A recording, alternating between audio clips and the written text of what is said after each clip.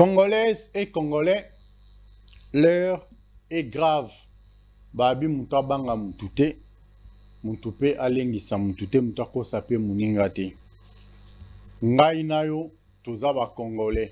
Biso mibale toza ko bunda, toza ko œuvrer pour le bien de la patrie congolaise. Ya jonga ngata tozo solo labwe, obetelinga déjà kuna na barata na boyelo bolo bageno olekisa rata osala mambo belé belé. Moi je n'ai pas besoin de tout ça, hein. Na nganda ochelinga ngala za komona ndenge za na zo bageno ndenge za bwe tosi tokebwe. Ça me fait énormément du bien.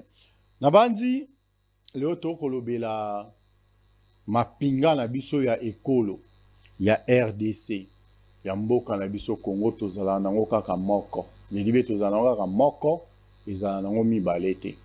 Comment se fait-il ba vrai Congolais, ba vrai Kinois, bovandi boza kosala campagne ya bandeko o baza koboma bandeko na bino, ya bandeko oyo baza kobundisa mboka na biso Congo. Na souligner parenthèse moko, na fungola bino mémoire. Kabila, Laurent Désiré Kabila. Kabila, Laurent Désiré Kabila, pour ne pas démouser Laurent Désiré Kabila. Aya na mboka na biso, amemela biso enfant adoptif na ye. Avandisa ye na kati ya mboka na biso Congo. Bomoni bandeko bana sima na ngai baza na basokoto. Alors basokoto wana eza sokoto oyo enfant adoptif ya Musée Laurent Désiré Kabila ayaka nango na kati ya mboka na biso. Chose étonnante, chose grave, bomonaka lolenge jeune garçon wana ayaka, bomonaka lolenge jeune garçon wana azalaka na mboka na biso.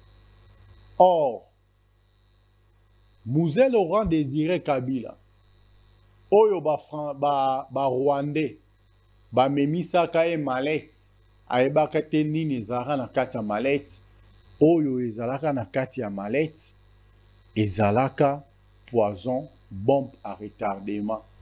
O baliesa yebaka no après 3 ans muto ya kokende ndenge moko bakanisaki na makanisi na bango que le fils de Étienne Tshisekedi wa Mulumba, grand prêtre Moula Nkwasa, Fachi Béton, balingaka balekisa na tamoro muke.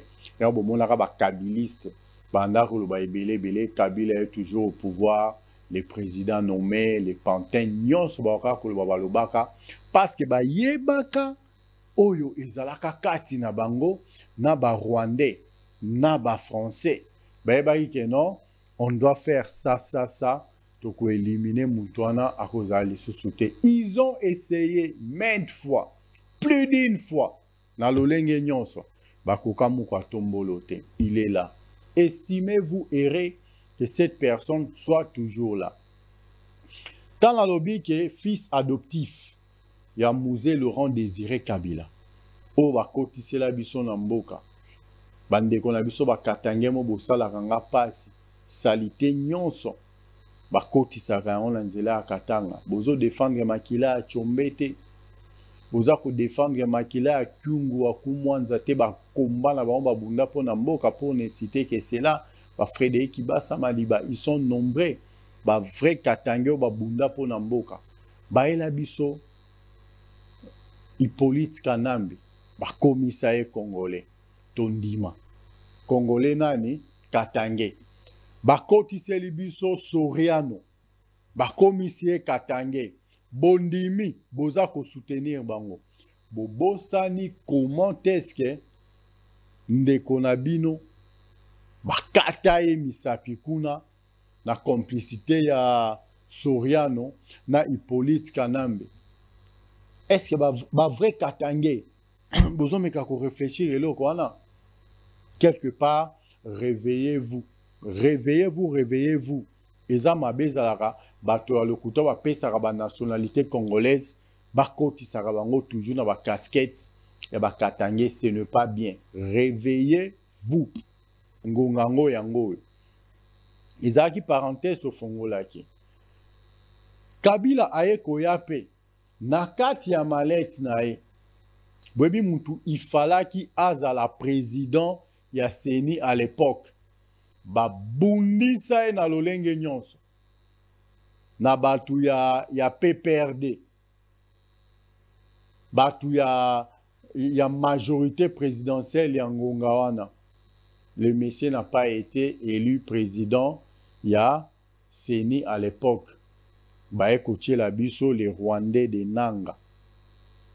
Comment Kabila savait que Nanga était un rebelle? Andima kozwa rebelle. Ache la biso na mutu ya CENI. Que Nanga nous dise toutes les bêtises qu'il est en train de dire en ce net moment. Oboza Koyoka est par-ci par-là. Tshisekedi est sorti président élu par le peuple congolais. Nanga a nommé les députés nationaux, provinciaux, banani, banani, ba sénateurs, ba députés provinciaux, ba bimaki à lokuta, ba bimisi ba sénateurs na bango, ba bongisa eloko na bango bien. Pour na tambwe mwamba tamba ku beta coup d'état, tambwe mwamba akoma président de la République de notre constitution. Bomonaka, comment est-ce que Tambwe Mwamba zongelaka na Congo Brazzaville avec honneur, avec face, que non lelo, kopo eza ovide. Mais na big oil à 500 francs, Mukwantombolo a confonda bango. A botola bango armée aux ezaki infiltré. A botola bango appareil judiciaire aux ezaki infiltré. A botola bango institution nyonso na parlement oyo ezaki infiltré les députés nommés par les rebelles de Nanga. Likolo ya bozwi na biso, likolo ya bakare minier na biso, likolo ya mabele na biso, ba modifia na constitution ba pesa bango pouvoir o biso zo debaka la loi bakajika na kati ya constitution na. Et le sol et le sous-sol appartient à l'État congolais. Il y a une constitution dans l'élo. Constitution est rédigée dans le lingue oyobino boyebi. Ils ont rédigé. Ce qui te dit que non, on ne doit pas modifier, changer cette constitution de belligérants. Les Congolais sont insensés, ils comprennent raté. Kabila Tchelibiso, rebelle Yananga, un rebelle rwandais comme président à CENI. Tant que intérêt direct, comment une personne qui a été président d'une grande institution, sa président de la République, sa député, député provinciaux, sénateur, cette personne a comme un rebelle. Est-ce que Congolais, vous avez est-ce que Congolais, tous en a mis tout, tous en a mis tout.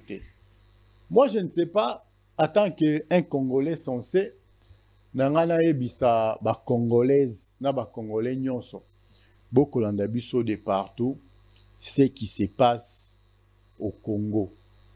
Un vrai Congolais, un vrai patriote ne peut pas accepter cela, ne peut pas admettre cela. Basale libino ba vidéo ebele. Goma est tombé, Goma ceci, Goma c'est là. Mais beaucoup italien dans l'aéroport ya Goma parce que ba vol les ongi kuna. Beaucoup na kati ya aéroport ya Goma. Bota la soki batu baza ko sécuriser.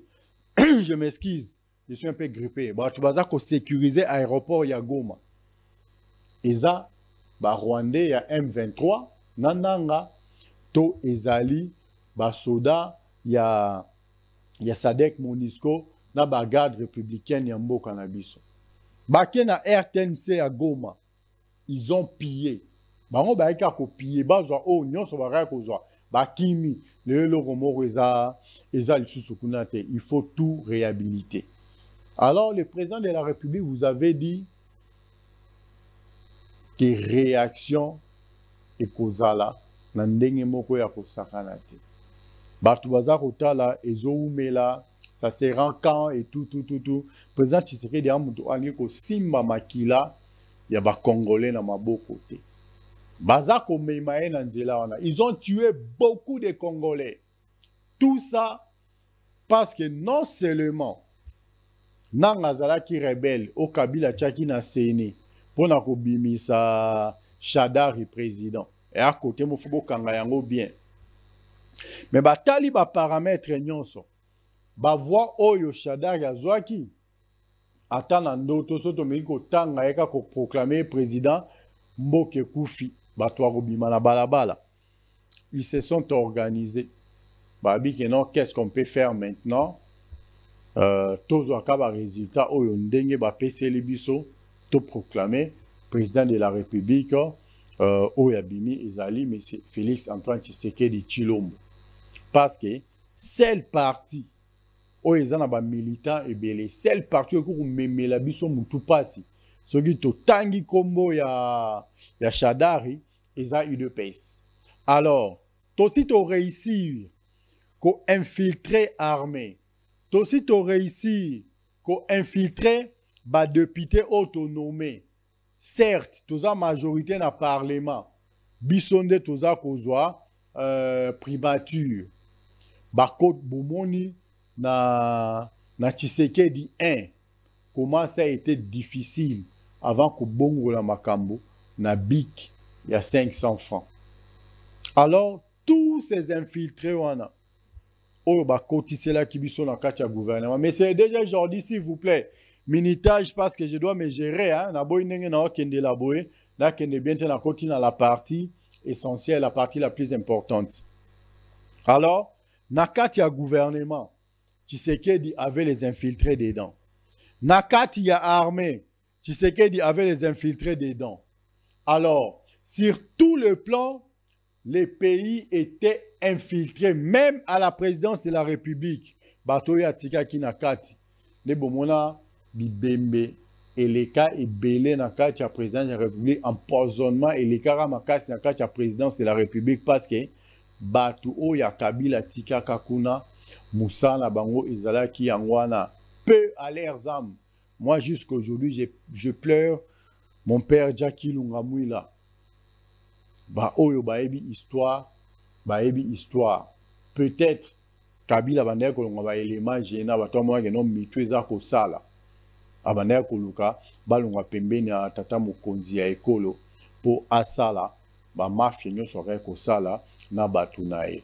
Aujourd'hui les mêmes personnes ba kotise nos virus. C'est vrai que une partie de notre pays est occupée, mais ce n'est pas aujourd'hui que cette partie de la République est occupée. Elle a été occupée depuis 1994 jusqu'à aujourd'hui. Je m'excuse. Aéroport à Goma, la ministre sud-africaine des Affaires étrangères a quitté Kuna. A quitté Kindengenin, ce qui est intérieur. Ce qui est aéroport à Goma est occupé par les rebelles. A quitté Kilolengenin. Quelques quartiers à Goma, ils ont occupé.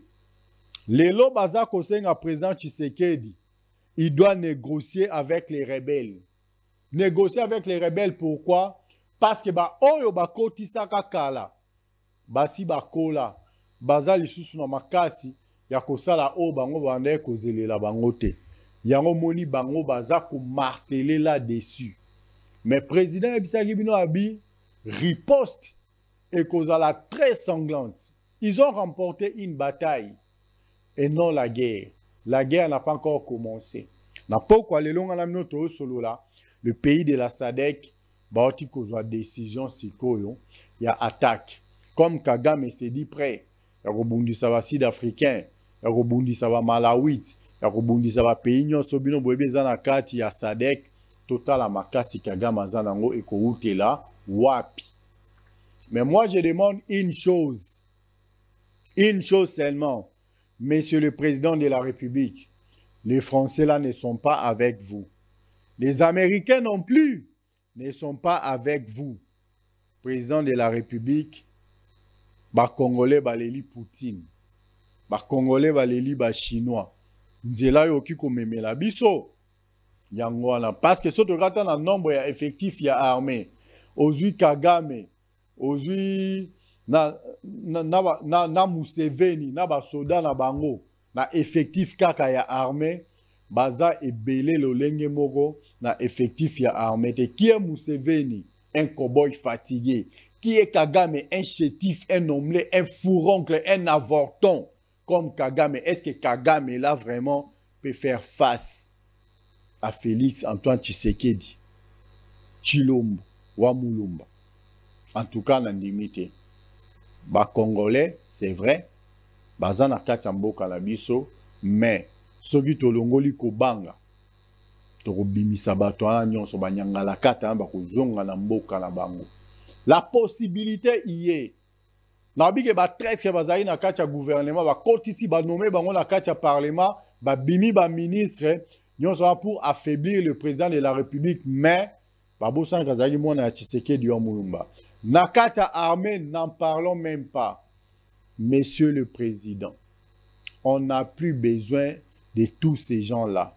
Nous avons besoin d'un gouvernement, ya munene, ya kafumba kate, bakata na nzokote. Nous avons besoin de généraux na mboka oyote, batuana nyonso. Ceux qui ont des retraites, batikala sans fonction.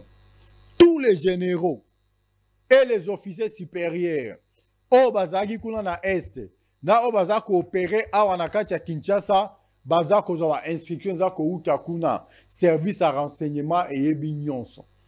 Bato baza tout autour na ba yebi nyonso. Monsieur le président de la République, soki na lobité naza congolais te na kokufa, soki na lobby naza congolais nandimi pe na kufa po na otondisa pe cimetière te, mais on doit se battre pour notre pays.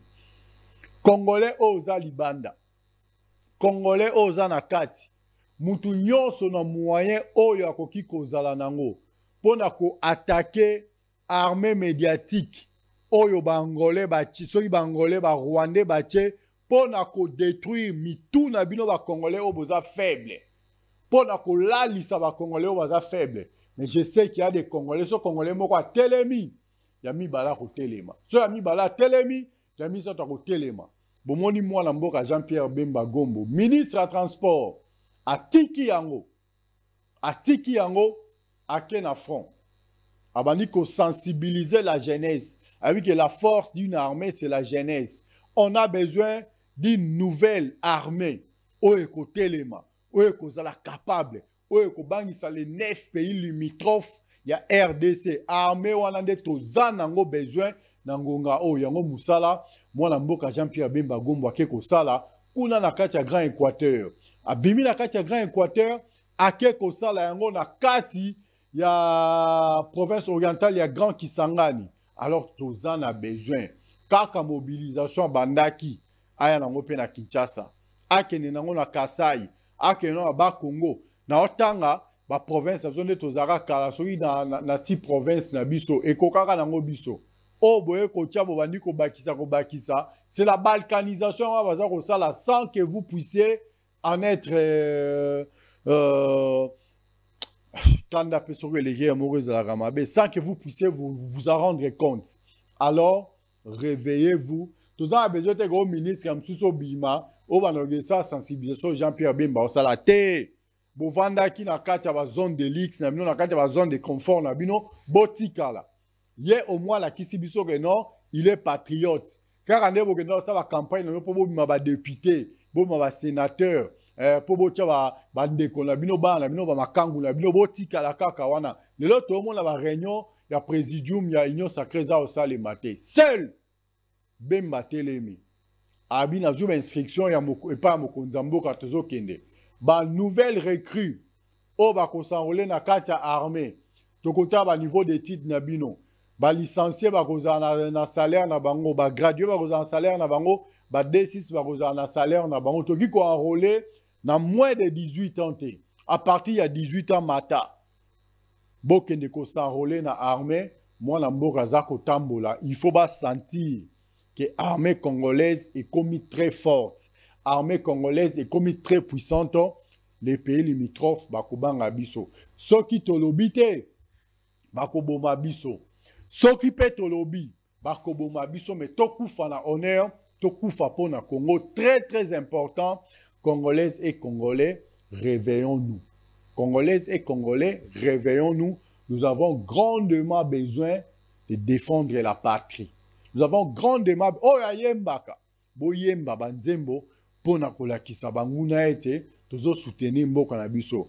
Ba pasteur bo teya évangile ndenge Martin Luther King ateyaka pona ko défendre mboka na boza loka bandeko na biso o ba ataka ba soutien te église nga na sambelaka.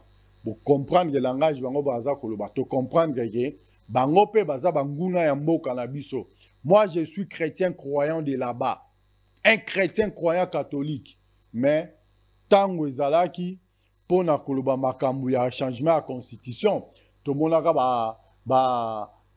basango bamumpe batelemaka lelo le pays est agressé to moni bisika bamumpe batelemite soki papa mokambi ya ekolo abengisaka bango na cité de l'Union africaine lelo te bakende kosolola na ba confession religieuse bangaki bakende te bangaki baloba eloko te. Alors Congolaises et Congolais, réveillons-nous pour notre pays. On doit se battre.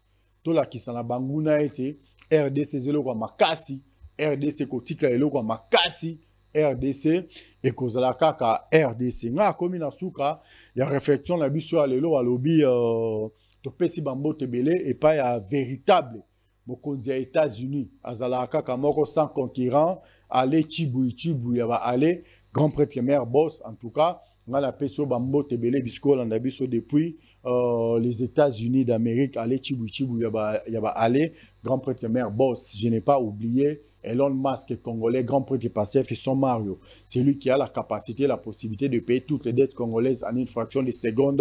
Allez-y comprendre quelque chose. On doit soutenir des vrais Congolais. Alors biso na kati ya fondation Sacro Chimanga toza ko sa musa ndenge longo ben toza ko sunga ba Congolais au baza dans les besoins. Puis toza ko kotisa na kati ya fondation ba Congolais au bangi ko travailler pona ko sunga bana mboka poto lobaka eloko mo devise un chose à la fondation Sacro Chimanga. Nous vivons pour les autres. Et on a payé Bambo Tebele et pas le président du présidium Sami Sacro Chimanga Macha Moumenu, le papa de Jojo Samuel. En tout cas, moi je te salue et je profite également de cette occasion pour dédier l'intégralité de notre réflexion de ce soir à la belle précise Père Lenoir Era, grand prêtre mère Bosso, Espérance Kauma Yaba, Espérance, l'impératrice de mon empire, la reine de mon royaume, la très distinguée première dame de ma république. En tout cas, je te salue, la fille de papa Sébastien Kaouma, mon maréchal, total respect à vous, Balobi. Si tu n'existais pas, moi j'aurais dit te fabriquer pour que tu puisses exister pour moi. C'est là, grand prêtre mère Bosso, Espérance Kaouma, il y a Espérance. Abonnez-vous massivement sur votre chaîne globale Congo Nabandi. La réflexion à ma casse, vous allez ignorer, à travers global Congo s'occuper. Au lundi émission aussi si vous pouvez partager lien au Seigneur Pena Bandeko Bibiso surtout s'abonner massivement pour la carte global Congo parce que ça kabiso ba réflexion beaucoup très précise traité avec beaucoup plus de professionnalisme en toute honorabilité. En tout cas Bozangate, le pays est en guerre. Réveillons-nous, marchons tous la main dans la main pour la bien et l'unité de notre Congo, il y a un global Congo dont tous a englobé, nyonso, ils ont un catch global Congo. Un grand merci à vous, mais c'est les boss, DGGRD Kalonda aujourd'hui. Merci.